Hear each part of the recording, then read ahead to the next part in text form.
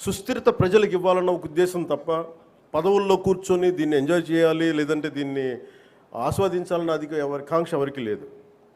కానీ ఈ దుస్థితి నుంచి, ఎందుకంటే అనుక్షణం ప్రతిపక్ష నాయకులను చూస్తూనే ఉన్నారు, జాతీయ స్థాయి ప్రతిపక్ష నాయకుల నుంచి. ఓడిపోతేనేమో సడన్గా ఓట్ చోరీ అంటారు. వాళ్ళు గెలిచినప్పుడేమో ఓట్ చోరీలు కనిపించే వాళ్ళకి. గత ప్రభుత్వంలో కూడా చూసాం. 2019లో వాళ్ళు గెలిచినప్పుడు మేము ఎక్కడా మాట అనలా, ప్రజలు తీర్పు ఇచ్చారు, దాన్ని గౌరవించాం. 2024లో 151 సీట్లు కూటమి ప్రభుత్వానికి ఇచ్చి 164 కూటమి ప్రభుత్వానికి ఇస్తే సడన్గా వారికి ఏమనిపించిందంటే ఇది ఓట్ల గురించి మన ఓటింగ్ మెషిన్లో తప్పంటాం. అంటే గెలిచినప్పుడు ఒక న్యాయం, ఓడిపోయినప్పుడు ఇంకో న్యాయం. ఇది జాతీయ స్థాయి నుంచి రాష్ట్రం వరకు